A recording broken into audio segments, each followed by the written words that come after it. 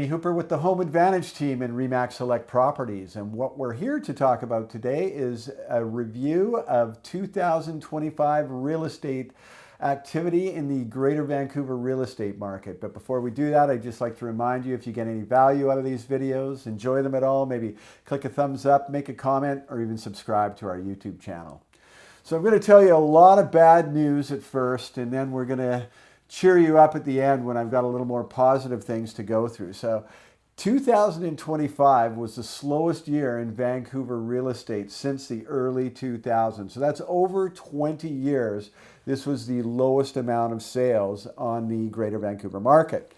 Last year's sales were also 24.7% below the last 10-year average. So between 2016 and 2025, which weren't great years to begin with. 7 of those 10 years, except for between 2019 and 2022, were quite slow. And we were, almost, call it 25% below the slow 10-year period.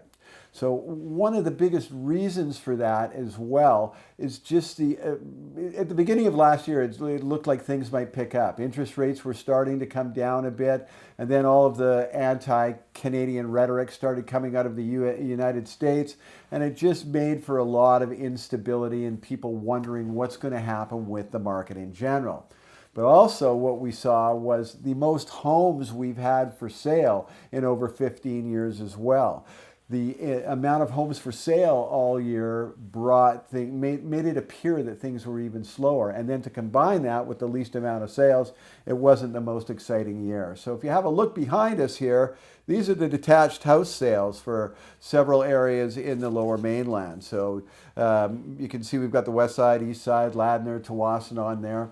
And our first column is the average selling price of the properties. And in general, since the market slowed down in 2022, the average price of a home in Greater Vancouver was over $2 million. We're now down in the 1.85 million range. And here's the different price ranges per area. You can also see how much over the last 12 months in the second column, the market is down. You can see the biggest drop was on the east side of Vancouver, 7.6%, and the slowest drop was in North Vancouver, which is always busy because there just aren't enough homes for sale over there, at 3.3%.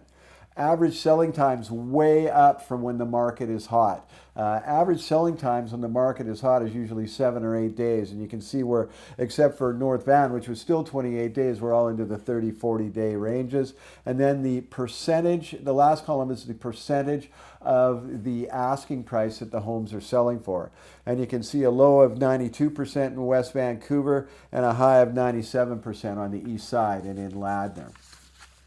Flipping over to the townhouse duplex sales, all of the stories are pretty much the same.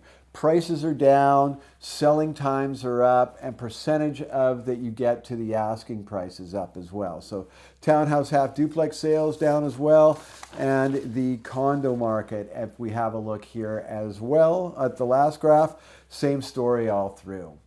So what's the outlook going to be for 2026? Well, probably we're going to see more of the same here. The next few months will tell us what's going to transpire, but without any help of interest rates coming down and with all kinds of political instability and just all the general craziness of the world, it's probably going to be another tough year for Vancouver real estate. But that doesn't mean houses don't sell.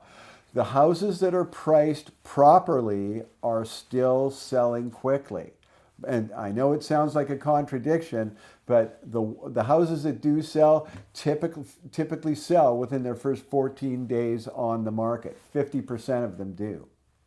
So that's it for now. We'll be back with another video next month. I'm Jamie Hooper with the Home Advantage team and RE/MAX Select Properties, and we will talk to you again soon.